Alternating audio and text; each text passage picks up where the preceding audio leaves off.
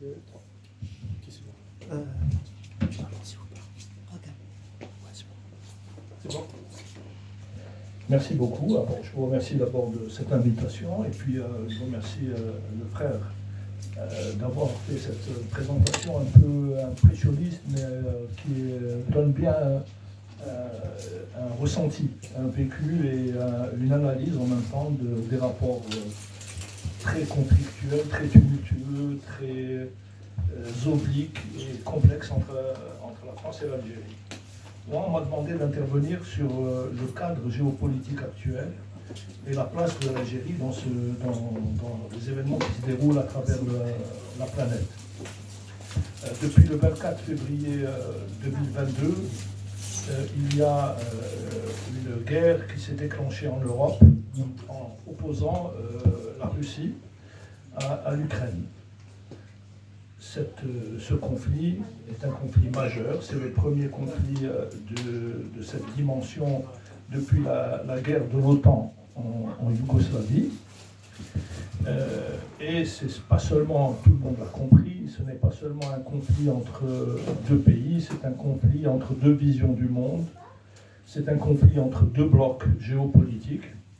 Un bloc géopolitique dominant depuis 5 siècles, qui est l'Occident collectif, qui utilise l'Ukraine comme bélier contre l'émergence d'un contrepoids stratégique incarné par la Russie et ses alliés, dont la Chine en particulier.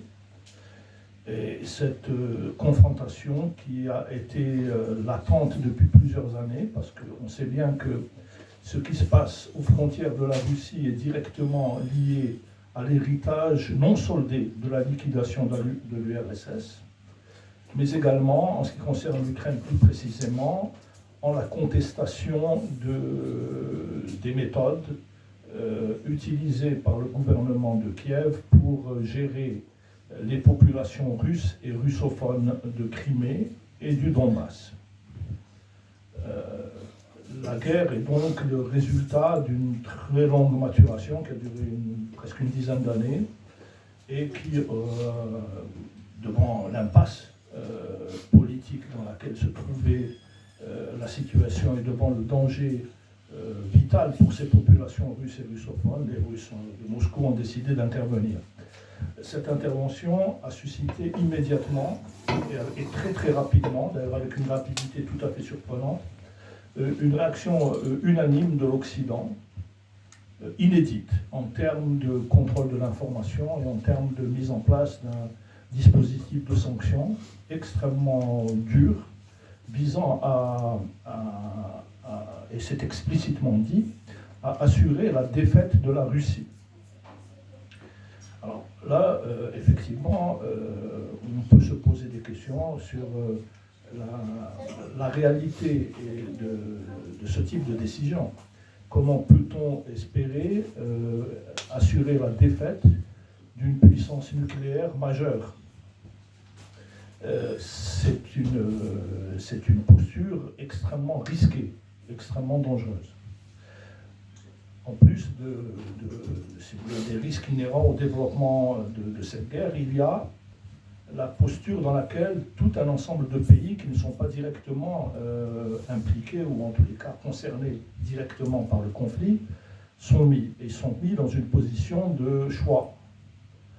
Et ça a été explicitement dit, soit vous êtes avec nous, soit vous êtes contre nous. L'Occident nous laisse peu de marge de manœuvre.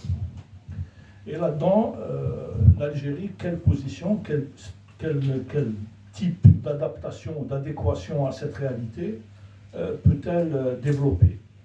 Alors l'Algérie, tout le monde le sait, c'est un pays qui occupe une place géostratégique assez intéressante aux confins de la Méditerranée occidentale, de l'Afrique et sur la rive sud de l'Europe, en quelque sorte.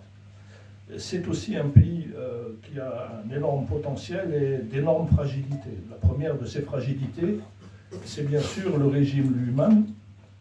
C'est un régime politique qui est de nature militaro-policière, on l'a bien décrit, tout le monde le sait. Il n'y a pas grand mystère sur la nature du régime algérien. C'est un régime brutal, liberticide. On voit bien aujourd'hui le nombre de prisonniers politiques complètement pacifiques.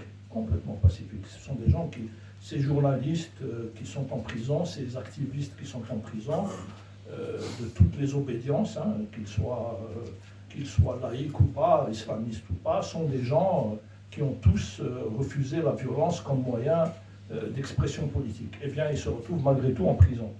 C'est un régime incompétent, puisqu'on voit bien au bout de toutes ces années, depuis le coup d'État militaire du 11 janvier 1992, on voit bien la situation socio-économique du pays, hein, en dépit des revenus considérables, colossaux même, générés par la rente pétrolière, générés par l'exploitation des ressources fossiles du pays. On voit bien l'impasse et la situation de très grande précarité, de misère, d'une partie extrêmement significative de la population. Les Algériens ne sont pas nourris convenablement, ne sont pas soignés convenablement, vivent des conditions extrêmement difficiles et on affronte quotidiennement toutes les difficultés qu'on peut imaginer. Cette situation a d'ailleurs provoque ce phénomène que nous connaissons tous, qui est celui de la harga, hein, de tous ces jeunes, ces moins jeunes, de ces jeunes hommes au départ, depuis une vingtaine d'années. Ce n'est pas un phénomène récent. C'est depuis une vingtaine d'années, ces jeunes, ces moins jeunes, et les années de plus 60, en plus. les années 70 aussi. Non, c'est pas depuis la harga, c'est depuis le début des années 90. Donc c'est une harga légale. La harga illégale. La harga, c'est illégal par définition. C'est les gens qui brûlent. Et voilà le passeport. D'accord. Donc, il n'y a pas de harga légale. Donc, ces gens-là, c'est par milliers qu'ils essayent d'échapper de manière illusoire à l'enfer qui leur est promis par la non-gestion de l'Algérie, par cette dictature. Alors, on le sait tous, ce sont des corrompus. On l'a vu lors de la succession de Bouteflika, on a vu les guerres interclaniques, on nous a montré l'étendue extraordinaire de la corruption du régime militaire algérien. Ils se sont réglés leurs comptes par tribunaux interposés, et vous avez, je ne sais plus, 50 généraux en prison, 2 premiers ministres, un nombre incalculable de ministres et de préfets, qui montrent bien que l'immoralité, la corruption faisait partie de l'ADN de ce système. Tout ça, malgré tout, et en dépit de tout cela, ce régime a gardé plus ou moins une partie de l'héritage de la lutte de libération nationale, qui est au moins la souveraineté formelle du pays. Et aujourd'hui, nous, de diverses sensibilités qui avons à assumer nos responsabilités face à la réalité, face à ces contraintes-là, nous sommes placés devant une situation complexe. Notre condamnation sans recours du régime, sans appel du régime, ne doit pas fragiliser la position du pays tout entier. Autrement dit, la lutte contre le régime n'est pas une lutte contre l'Algérie. Et il y a une différence fondamentale, politique et analytique, que nous devons faire. C'est très désagréable, parce que ce n'est pas facile. Nous sommes obligés de faire preuve d'un sens politique élevé face à une réalité extrêmement complexe. Et donc, notre position vis-à-vis du régime là, ne change pas d'un iota. Je suis un opposant déclaré au coup d'État militaire depuis le premier jour. Tous nos écrits sur Algeria Watch sont ouverts à tous. Nous n'avons jamais dérogé d'un iota à cette ligne politique. Cette ligne politique est la contestation radicale du régime liberticide, corrompu et d'une extraordinaire incompétence, parce qu'il y a des régimes liberticides et corrompus, mais qui ont un minimum de compétences. Regardez la Corée du Sud. Les généraux sud-coréens ont réussi à construire une économie et un pays viable. Nos généraux ont réussi à transformer notre pays en bazar horrible. Voilà. Donc, il y a un échec retentissant qui ne doit pas nous aveugler qui ne doit pas nous conduire à rejeter ce qui est fondamental pour nous, c'est la souveraineté du pays, son intégrité territoriale et son indépendance au sens premier du terme, institutionnel. C'est pour ça que ça demande un effort intellectuel et politique qui est exigeant. Ce n'est pas simple de dire ce sont des criminels, mais nous sommes obligés de faire en sorte de ne pas affaiblir la position générale du pays. Et là-dedans, effectivement, pour en revenir à l'actualité de cette posture géopolitique, il y a la visite de Tebboune à Moscou. Alors beaucoup de gens, beaucoup d'amis, beaucoup de camarades, de frères, de sœurs, etc., ont dit, mais enfin, qu'est-ce qu'il a été faire là-bas? Il a été faire de la politique. Et il est normal et essentiel même qu'un pays comme l'Algérie, qui a une très ancienne tradition de non-alignement et de neutralité positive, maintienne des contacts avec tous les partenaires qui acceptent de jouer le jeu des relations internationales selon des normes civilisées. La Russie est un allié historique de la révolution algérienne. Je n'apprends rien à personne. L'Algérie et la République populaire de Chine et la défunte République fédérative de Yougoslavie ont été les premiers à fournir de l'armement à la révolution algérienne pendant la guerre de libération. C'est une donnée que nous ne pouvons pas esquiver et que nous ne pouvons en aucun cas considérer comme marginale ou secondaire. Donc il y a effectivement une profondeur historique à la relation entre l'Algérie et la Russie. Sur un plan plus large, avons-nous intérêt en tant qu'Algériens à ce que nous continuions à vivre dans un monde unipolaire, hégémoniquement dominé par les Occidentaux? Non. L'émergence, depuis une quinzaine d'années, d'un contrepoids géopolitique à l'hégémonie américano-otanesque sur le monde est une posture salutaire pour nous. C'est une évolution salutaire pour nous. Pourquoi? On a bien vu, à la chute de l'URSS, aucun d'entre nous, je pense, n'est un grand sympathisant du communisme bureaucratique, mais on a bien vu, malgré tout, en 1991, ce que la chute de l'URSS a fait dans notre région géostratégique. Ça a déterminé la guerre en Irak.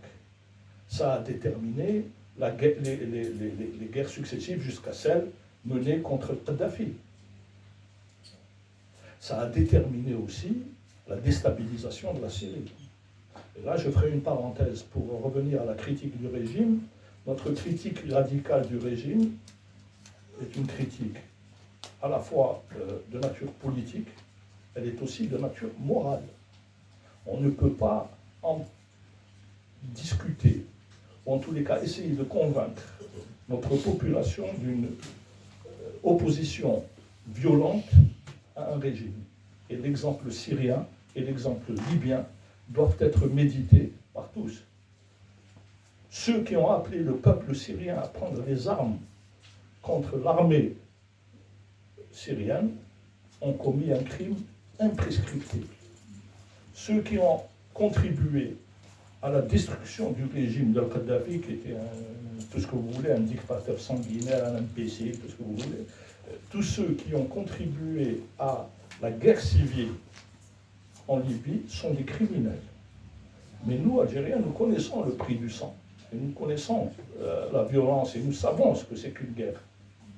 Donc notre critique et notre condamnation du régime ne peut en aucun cas déborder sur un appel à la violence ou un appel aux armes.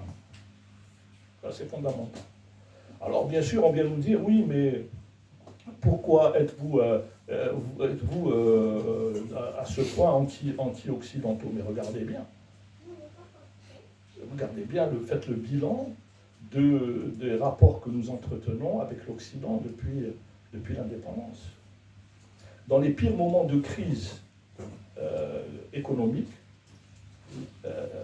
loin de nous venir en aide, on nous a promis le FMI et la Banque mondiale. Et vous savez ce que ça a signifié. Ça a signifié que notre effort de développement bureaucratique, maladroit, tout ce que vous voulez, qui avait quand même légué une base industrielle à l'Algérie, a été saboté, a été sabré. Donc, il faut bien comprendre que face à l'Occident, nous sommes dans une position critique.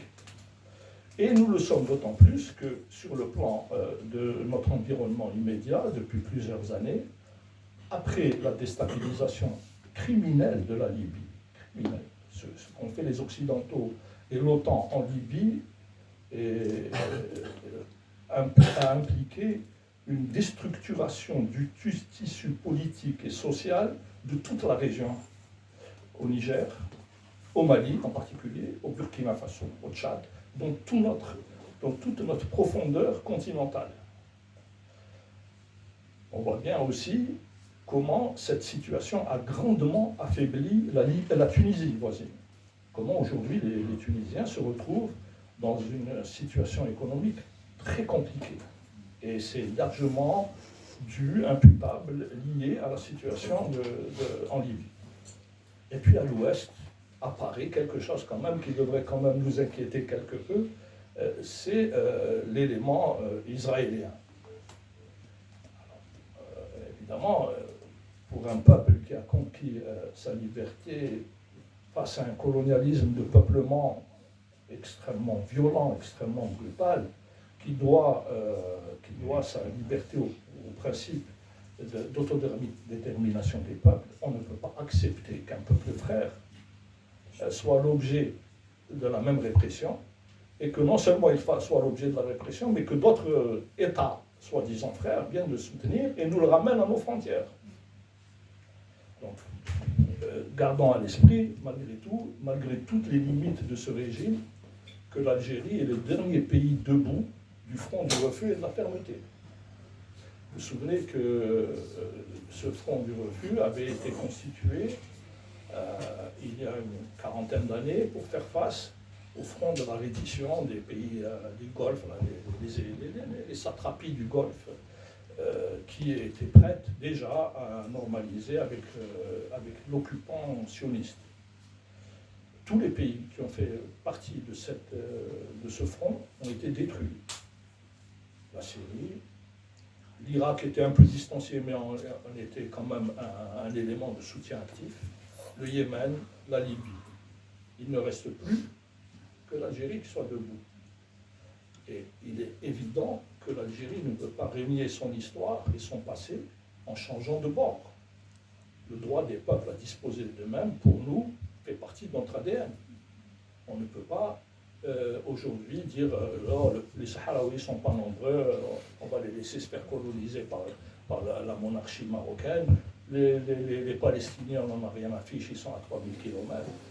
C'est une posture qui serait une insulte au sacrifice consenti par les générations qui nous ont précédés.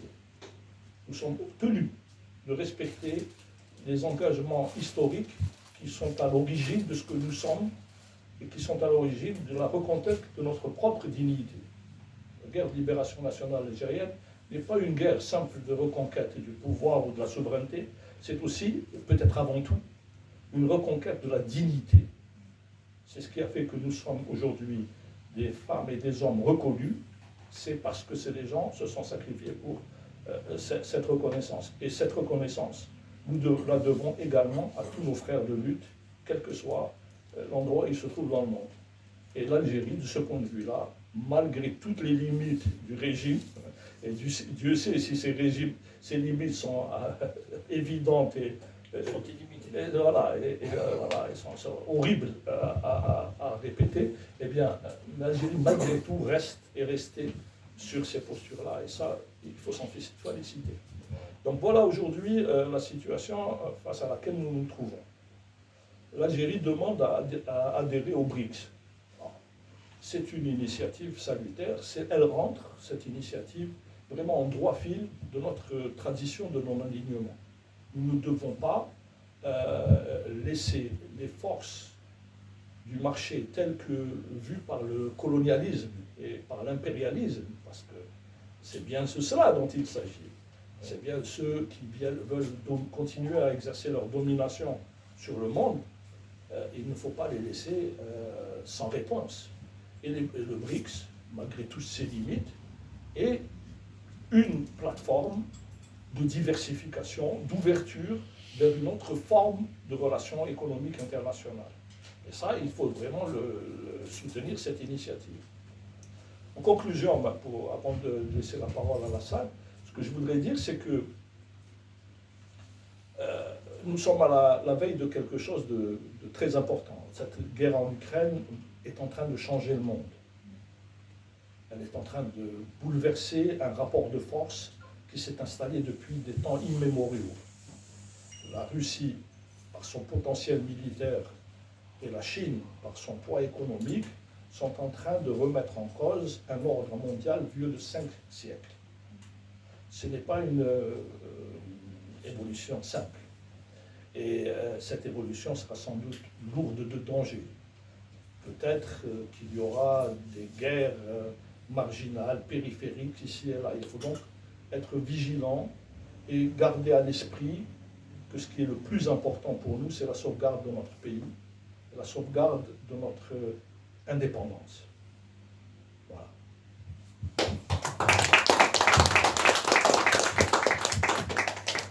Je te remercie, Madame Yerman, pour cet exposé très instructif et qui remet quand même, qui nous éclaire sur beaucoup de zones d'ombre concernant la géopolitique de conflits que nous vivons actuellement, et puis la situation de l'Algérie dans toute cette... On va juste arrêter dans quelques tous ces conflits. secondes pour